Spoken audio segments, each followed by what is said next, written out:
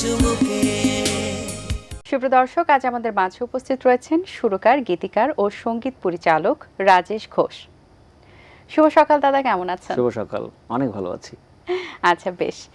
দাদা, আমরা আজকে খুব স্পেশাল একটি দিনে আপনাকে পেয়েছি এবং আপনার জীবনের জন্য খুব স্পেশাল যে আপনার জীবনের 30টা বছর গানের সাথে সঙ্গীত ক্যারিয়ারের জার্নিটা নিয়ে আমরা কথা বলার সুযোগ পাচ্ছি। সো এই 30 বছরের জার্নিটা আপনার জন্য কেমন ছিল এবং 30 বছরের উত্থান পতন তো অনেক হয়েছে, এবং গানের সাথে যে রাজেশ ঘোষ 30 বছর আগে কেমন ছিলেন এবং 30 বছর পরের রাজেশ ঘোষের ব্যক্তি জীবনের পরিবর্তনটা সবকিছু একটু জানতে চাই। 30 বছর তো আসলে অনেকটা সময়, তা এত দীর্ঘ সময় পাড়ি দিতে গেলে তো আসলে অনেক কিছুই আপস অ্যান্ড ডাউন হয়, এটা ঠিক। শুরুটা খুব সহজ ছিল না, শুরুটা খুব কঠিনভাবেই করতে হয়েছে। তো এই কথা অনেকবার বলেছি, এই অনুষ্ঠানেও বলেছি যে আমি আগে শিল্পী হতে এসেছিলাম, পরে তো বিভিন্ন আমি সুরকার হিসেবে আত্মপ্রকাশ করলাম। তো আমার শুরুটা যেহেতু 1996 সাল থেকে, সেই হিসাবে 30 বছর হয়। হ্যাঁ, কিন্তু আমাকে রাজেশ নামে একদম ভালোভাবে আমাকে চেনা শুরু করেছে 2001 সাল থেকে। এর আগে আমি কাজ করতাম, পরিচিতিটা অতটা ছিল না, কিন্তু 2001 সাল থেকে যখন আসিফ ভাইয়ের অ্যালবাম বের হয়, দ্বিতীয় অ্যালবাম, ওই অ্যালবাম থেকে আমার বেসিক্যালি শুরু আমার পরিচিতি।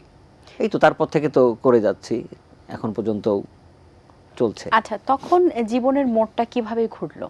পরিচিতিটা পাওয়ার পরে দর্শকদের যে ভালোবাসাটা আপনি গ্রহণ করলেন এবং তাদের মাঝে যে এই যে কাঁধে একটা দায়িত্ব কিন্তু চলে আসে যখন একটা ভালো কাজ করা হয়, তখন সেটা মেনটেন করে আপনি পরবর্তীতে আরো অনেক হিট গান উপহার দিয়েছেন, অনেক সুন্দর সুন্দর ভালো ভালো গান আপনি লিখেছেন। এই যে চ্যালেঞ্জ একটা, এবং প্রত্যেকবারে নিজেকে আবার নতুনভাবে প্রমাণ করা যে আমি, এবং দর্শকদের মাঝ থেকে হারিয়ে না যাওয়া, এটাও কিন্তু একটা বড় চ্যালেঞ্জ। এবং এই জেনারেশনের সাথে আপনি কাজ করছেন, এবং আমাদের আগের জেনারেশন যাদেরকে আমরা হয়তো বা যাদের সান্নিধ্যও পাইনি বা পাওয়ার সৌভাগ্য হয়নি, তাদের সাথে আপনি কাজ করেছেন, আপনার সান্নিধ্য পাওয়ার অনেকের সৌভাগ্য হয়েছে। সো এই যে একটা বিষয়, সবকিছু মিলিয়ে এটা আপনার জন্য কেমন ছিল? হ্যাঁ, এটা হচ্ছে কি, আমি যখন শুরু করি তখন থেকেই তো বললাম 2001 সালে শুরু করলাম।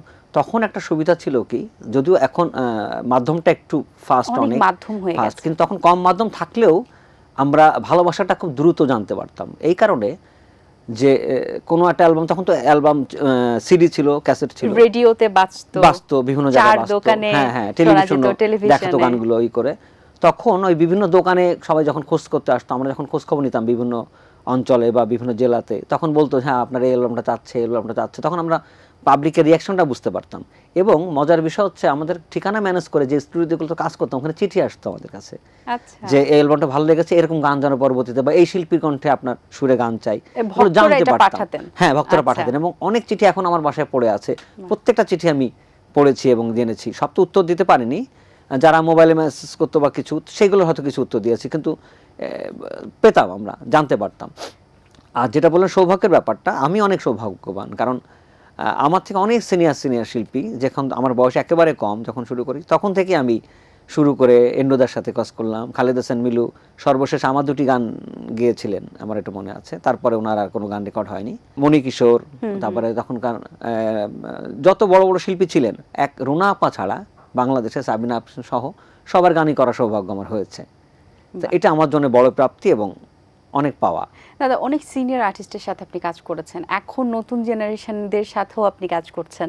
তাদের মধ্যে গানের চাহিদাটা কেমন দেখছেন, বা আগের শিল্পীদের যে একটা ধৈর্য, ভালোবাসা, সাধনা, সেটা কি নতুন শিল্পীদের মধ্যে আপনি দেখতে পাচ্ছেন, বা তাদের মধ্যে ওই স্পার্কটা কি আপনি দেখতে পাচ্ছেন যে এরা আগামীতে আরো ভালো করবে? সাধনা আছে, সাধনা করে সবাই, কিন্তু ধৈর্যটা একটু কম। কারণ আগে হতো কি, আগে একটা গান পাওয়ার জন্যে অনেকবার স্টুডিওতে আসতে হতো, হ্যাঁ, যে গানটা কেমন, আবার ওইখানে বসে আমরা শিল্পীকে তুলে দিচ্ছি, কারেকশন করছি। আর এখন তো আসলে সময় মানুষের অনেক কম। এখন দেখালো ফোনে শোনাচ্ছি, অথবা ইমেল করছি বা হোয়াটসঅ্যাপে গান পাঠাচ্ছি, চেহারাও দেখা হচ্ছে না অনেক সময়। দেখলো সুর পাঠাচ্ছি, পেয়ে হয়তো বা এমন একটা আর্জেন্ট একটা কাজ এসেছে, দুপুরের মধ্যে রেকর্ডিং করে হয় সন্ধ্যার মধ্যে জমা দিয়ে দিচ্ছি। আর আগে আমরা একটা গানই 6-7 দিন ধরে প্ল্যান করে সব মিউজিশিয়ান একসাথে বসে, অনেক সময় একটা গান তৈরি করতে 6 মাস বছরও লেগেছে। আমাদের ক্ষেত্রে অত লাগেনি, কিন্তু আমার মনে আছে একটি গান, যেটা ওই যে আকবর না ব্যাকবা শিল্পী ছিল ইত্যাদিতে ওর গান করেছিলাম, হাত পাখার বাতাসে। এই গানটা শুধু ভয়েস রেকর্ডিং হয়েছিল 1 মাস ধরে। হ্যাঁ, কারণ ওর তো উচ্চারণগত কিছু ব্যাপার ছিল, তারপরে শিক্ষণীয় ব্যাপারটা ছিল না ওরকম, গান তো শেখেই নাই। তো একটু একটু করে করে করে 2 লাইন 4 লাইন এরকম করে করতে করতে টোটাল পজিশন আসতে টোটাল 1 মাস লেগেছিল গানটা, তারপরে যে ইত্যাদিতে প্রচার হয়েছিল। তা ধৈর্যের একটা ব্যাপার তো থাকতেই হয় আমাদেরকে, তা না হলে তো আসলে এরকম কাজ করা সম্ভব না। ঠিক দাদা, আমরা আরো আলোচনা করব, কিন্তু আপনার কণ্ঠে একটি গান শুনতে যাচ্ছি। কোন গানটি আমাদেরকে শোনাবেন? এই মুহূর্তে সকালবেলায় যেহেতু, তো যাই হোক চেষ্টা করছি আমার লেখা সুরে আসিফ আকবরের কণ্ঠে এই অ্যালবামের একটি, ওই যে অ্যালবাম থেকে আমার শুরু, সেই অ্যালবামের একটি গান, ভিতরে একটি গান। প্রিয় তোমারে বুকেতে বিষের জ্বালা দিয়ে জমানো ভালোবাসা নিয়ে কোথায় হারিয়ে গেছো প্রিয় তোমারে, বুকেতে বিষের জ্বালা দিয়ে জমানো ভালোবাসা দিয়ে কোথায় হারিয়ে গেছো, কোথায় হারিয়ে গেছো। বাহ, চমৎকার দাদা, ধন্যবাদ। দাদা, আমরা জানি যে আপনাকে নিয়ে রিসেন্টলি ডকুমেন্টারি তৈরি করা হয়েছে, যেটা খুব অল্প পরিসরে করা হয়েছে আপনার জীবনে 30 বছরের ক্যারিয়ার নিয়ে। সেখানে অনেক কিছুই হয়তো বা ইনক্লুড হয়েছে, আপনার গানগুলো হয়তো বা পুরোনো দিনের যে গানগুলো আপনি করেছেন বা পুরোনো সময় সেগুলো ইনক্লুড হয়েছে, নতুন জেনারেশনের গুলো ইনক্লুড হয়েছে, কিন্তু এমন কি কোনো কিছু মিস হয়ে গেছে যেটা আজকে আমাদের প্রোগ্রামের মাধ্যমে শেয়ার করতে চান, যেটা হয়তো ওই ভিডিওতে মিসিং হয়ে গেছে বাট আপনার মনে রয়ে গেছে? আসলে 30 বছরের ব্যাপার, তাই না? ওখানে ক্লিপটা যে ভাই বানিয়েছে আমার খুব কাছের, সানি আজাদ ওর নাম, তো উনি যেটা বানিয়েছেন ওটা ওর সময়টা হচ্ছে 10 মিনিট।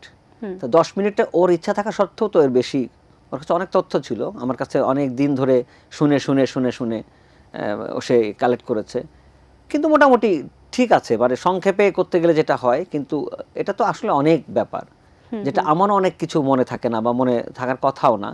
আবার হয়তো স্মৃতিচারণ করলে হবে তো দেখা গেলো একটা দিনের কথা বললেই 2 ঘন্টা চলে যাবে। তো আমার এটা নিয়ে কোনো ইয়ে নেই, আমি আমার মানে 30 বছর আমি যথেষ্ট পেয়েছি, এবং আমি খুব সৌভাগ্যবান, বারবার বলি যে আমাদের ভক্তদের ভালোবাসা বা ওনাদের উৎসাহে এতদিন আমি এখনো আছি, এবং আরও করার ইচ্ছা আছে যদি ওনারা চান, ভক্তরা ভালোবাসা আমাকে দিয়ে যান। এখন পর্যন্ত কতগুলো গানের, আসলে অনেক অনেক গান আপনি লিখেছেন, শুরু করেছেন, বলাটা আসলে খুবই কষ্টসাধ্য, কিন্তু তারপর একটু জানতে চাই আনুমানিক কতগুলো গান আপনার সুর করা এবং লেখা হয়েছে? খুব কম, আমার লেখাটা খুবই অল্প, আমি বেসিক্যালি সুরকার। হ্যাঁ, তো সুরের আসলে তো ওভাবে হিসেব করে কখনো আমরা করা হয় না, তবে আমার ধারণা আনুমানিক 5000 তো হবেই, এটা কাছাকাছি, মানে গান আমি এই পর্যন্ত করেছি। আচ্ছা, কখনো যদি কোনো একটা কাজ আপনি হাতে পান দাদা, তখন ওই কাজটা আপনি অবশ্যই নিজের সন্তানের মতো করে যত যত্ন নিয়ে যত ভালো করে দেওয়া যায় সেটাই আপনি চেষ্টা করেন, কিন্তু ওই সময় মাথার মধ্যে কি চলে, বা যখন কোনো একটা গান লিখছেন বা সুর করছেন তখন কোন ধ্যানের মধ্যে আপনি থাকেন? আচ্ছা, খুব সুন্দর একটা প্রশ্ন করেছেন। এটা হয় কি, এখন অনেক, আমি কাউকে ছোট করে বলছি না, অনেক কিছু দেখি যে শিল্পীটা অনেক ভালো গান করে, আবার সুরকারও খুব ভালো গান করেন, কিন্তু তার কণ্ঠে কী ধরনের গান হলে মানাবে বা কিছু এরকম সমন্বয়হীনতার কিছু ব্যাপারও চোখে পড়ে, যে গানটা ভালো আবার শিল্পীটাও ভালো, কিন্তু শিল্পীটা এই গানের জন্য যোগ্য না, অ্যাপ্রোপ্রিয়েট না হয়, এরকম অনেক সময় এটা অন্য কোন একটা ভয়েস দিয়ে আবার একটু হলে ভালো লাগতো। এই জিনিসটা আমরা প্রথম থেকে আমার চেষ্টা করি যে আমি কার জন্য গান করছি, এটা কি ছেলে নাকি মেয়ে, এবং সিঙ্গারটা কেমন এবং ওর স্কেল কত দূর, ও কি ধরনের গান পছন্দ করে, ওর গলায় কি ধরনের গান মানাবে, এইটা আগে কল্পনা করি, আগে নিজেকে ওই শিল্পীটাকে আমার ভিতর ধারণ করি, করে তারপর আমি চেষ্টা করি যে ওই গানটা সুর করার, ওই কথাটা নিয়ে বা কিছু, বা নিজে যদি লিখি যাই করি না কেন, তাইলে হয় কি একেবারে দর্জির মতো মাপ দিয়ে জামা বানালে যেমন জামাটা খুব সুন্দর হয়, কেনা জামার মতো না, ঠিক আমরা সেভাবে চেষ্টা করি যে সুন্দর করে একটা গান বানিয়ে যাতে তার কণ্ঠে মানুষ গ্রহণ করুক না সেটা পরের ব্যাপার, কিন্তু আমি চেষ্টা করি যে তার কণ্ঠের সাথে যাতে যায় বা শুনতে শ্রুতিমধুর লাগে এমন গান চেষ্টা করার। আচ্ছা দাদা, আমাদের তো চায়ের চুমুকের অনুষ্ঠান দর্শকরা অনেক পছন্দ করেন, এটা আমাদের খুবই ভালো লাগে, এবং দর্শকদের একটু জানাতে চাই, অনেকেই জানেন অনেকে হয়তো বা জানেন না, যে চায়ের চুমুকের যে টাইটেল সংটা এটা কিন্তু আপনারই গাওয়া, আপনারই সুর করা এবং আপনারই লেখা। তো এই গানটি কি আমাদের উদ্দেশ্যে আজকে চায়ের চুমুকের অনুষ্ঠানে এসে দুটো লাইন কি গাওয়া যায় কিনা? এটার পিছনে আগে যে ছিল তার কথাটা না বললেই নয়, যে আমাকে এই উৎসাহ দিয়েছিলেন আমাদের ফয়সাল ভাই, আমাদের এটিএন বাংলায় প্রডিউসার ছিলেন এক সময়, তো উনি আমাকে হঠাৎ করে একদিন বলছেন, দাদা এরকম একটা প্রোগ্রাম শুরু হচ্ছে, আপনাকে একটা টাইটেল বানাতে হবে। তো আমি করলাম, লিখলাম, সুর করলাম, কিন্তু আমার গাওয়ার কথা ছিল না, তো গাইডটা দিয়ে আমি জাস্ট ওনাকে পাঠিয়েছি যে কাকে দিয়ে গাওয়াবেন, আমাকে বললে আমি সেই শিল্পীকে দিয়ে গাওয়াবো। তো উনি আধা ঘন্টা পরে আমাকে ফোন দিয়ে বললেন, আমার তো মানে শিল্পীর প্রয়োজন নেই, আপনি যে গাইডটা দিয়েছেন এইটাই সুন্দর করে গেয়ে দিলে আপনার কণ্ঠেই থাক গানটা। তারপর থেকেই এটা চলছে, আর গানটা প্রতিদিন চলে। মানে এটা আমার খুব ভালো, মানে আমার কাছে যতবার আমি শুনি আমার মনে হয় যে আমি এখনো জীবিত আছি, মানে এত আমার ভালো লাগে যে প্রতিদিন। আর এতবার শোনে এখন আমার মনে হয় গিয়ে শোনানোর আর দরকার নেই, এটা এমনিও প্রোগ্রামের আগে শুনবে এবং শেষে শুনতে পারবে মানুষ। আচ্ছা দাদা, ধন্যবাদ।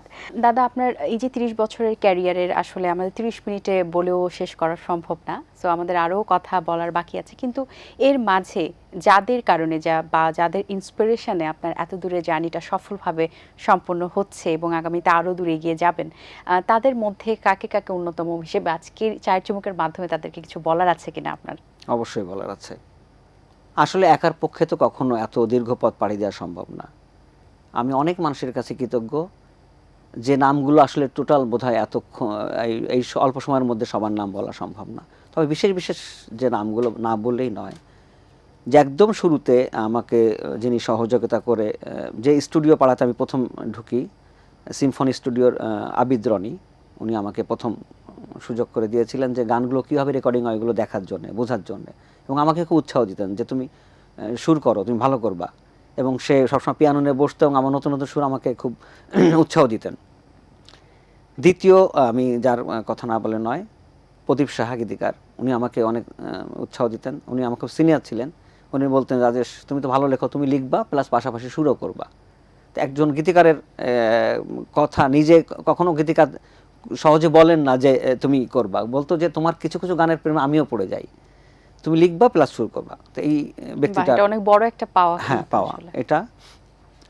তারপরে আমার একজন খুব স্নেহভাজন, যে আমাকে প্রথম খুঁজে বের করেছিলেন যে এর ভিতর কিছু আছে যা দিয়ে বড় কোনো অ্যালবাম করা যায়, আমার প্রিয় মঞ্জু ভাই। উনি একটা অডিও কোম্পানির মালিক ছিলেন, নিবেদন তার একটা দোকান ছিলেন, ক্যাসেটের দোকান। উনি আমাকে যে বড় একটা অ্যালবাম প্রবঞ্চনা নামে, যেখানে কুমার বিশ্বজিৎ, ইন্দ্রকিশোর, মণি খান এবং রবি চৌধুরী, এই চারজনের অ্যালবাম নিয়ে একটা মানে রিস্ক নিয়েছিলেন বলতে গেলে আমার নতুন শিল্পী সুরকার হিসেবে, এবং উনি খুব খুশি ছিলেন। এ গেল। আর আমি অনেক কৃতজ্ঞ এই যত ইন্ডাস্ট্রির যত স্টুডিও, যেসব জায়গায় আমার রেকর্ডিং হয়েছে, আমাকে যারা যে সাপোর্ট দিয়েছেন, সমস্ত মিউজিশিয়ান যারা আমার সাথে এই পর্যন্ত বাজিয়েছেন, সাউন্ড ইঞ্জিনিয়ার যারা আমার গান রেকর্ড করেছেন, এবং স্টুডিও বয় যাদের এক চুমুক চা না খেলে আমি ঠিকমতো হয়তো গলাটা ক্লিয়ার হতো না আর গাইডটাও দিতে পারতাম না আসলে, এদের ধন্যবাদ জানাই। তারপরে আমার প্রিয় সংকেত দা, হানিফ সংকেত ইত্যাদি, উনি আমাকে অনেক বড় বড় কাজের সুযোগ দিয়েছেন এবং সে গানগুলো মানুষ গ্রহণ করেছে। হয়তো না হলে আমি আর একটু দূর এগোতে পারতাম না। এবং তারপরে আমি কৃতজ্ঞ জানাই বিশেষভাবে আমাদের এটিএন বাংলার chairman doctor Mahfuzur Rahman sir. উনি আমাকে অনেক পছন্দ করেন এবং গান ভালোবাসেন, এবং গানের কোনো জায়গা হলেই সাথে সাথে আমাকে উনি সেখানে নিয়ে যান, এবং খুব গানপ্রিয় মানুষ।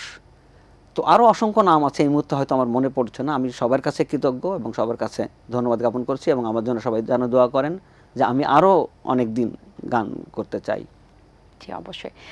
দাদা, যাওয়ার আগে আমাদের যেহেতু অনুষ্ঠান শেষে প্রান্তে চলে এসেছি, আপনার কাছে আরেকটি শেষ প্রশ্ন, সেটি হচ্ছে অ্যাজ এ সঙ্গীত শিল্পী হিসেবে যারা এখন নতুন প্রজন্মে গান করছেন, এবং আপনার দীর্ঘদিনের অভিজ্ঞতা থেকে কি মনে হয় একজন শিল্পীর জন্য কি কি গুণাবলী থাকা প্রয়োজন, এবং একজন শিল্পীর আরও তার জীবনে সঙ্গীত ক্যারিয়ারে সাকসেস আনার জন্য কি কি স্টেপ বা কি কি ওয়েতে তারা অবলম্বন করে এগিয়ে যেতে পারেন? আচ্ছা, একজন শিল্পীর যেটা কমন, সেটা তো তার প্র্যাকটিস চর্চা করতেই হবে, পাশাপাশি তার সৎ হতে হবে এবং তার কমিটমেন্ট ঠিক থাকতে হবে। হ্যাঁ, মানে কমিটমেন্ট ঠিক না থাকলে আপনি কখনোই সাকসেস হতে পারবেন না।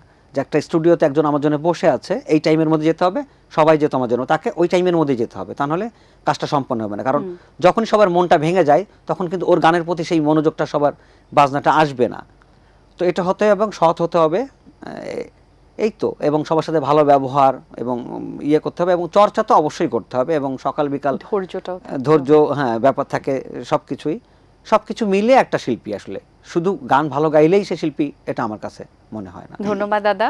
আমরা এখন বাড়ি ফিরে যাব, কিন্তু যাওয়ার আগে আপনার কণ্ঠে আরেকটি গান শুনতে শুনতে বাড়ি ফিরবো। তার আগে আমি একটু দর্শকদের কাছ থেকে বিদায় নিয়ে আসি। দর্শক, আশা করছি আজকের আয়োজন ভালো লেগেছে। আজ এই পর্যন্তই। আপনাদের সঙ্গে দেখা হবে আগামী পর্বে নতুন কোনো অতিথির সঙ্গে। সেই পর্যন্ত ভালো থাকুন, সুস্থ থাকুন এবং এটিএন বাংলার সাথেই থাকুন। বাংলাদেশের ছবি এঁকে দিও মাগো আমার দুটি চোখে, বাংলাদেশের ছবি এঁকে দিও মাগো আমার দুটি চোখে। আমি যে বাংলাদেশের লোক দেখেই আমার এই মুখ চিনতে পারে পৃথিবীর সব লোকে। বাংলাদেশের ছবি এঁকে দিও মাগো আমার দুটি চোখে। দিন আসে দিন যায়, সময়টা চলে যায়, তবু আছি এই বেশ ভালো। জীবনটা রঙময়, যেভাবেই হওয়া চাই, নয় কভু সাদা কালো। এই আশাতে স্বপ্ন ভাসে, সুখ হাসে চোখে মুখে, চায়ের চুমুকে।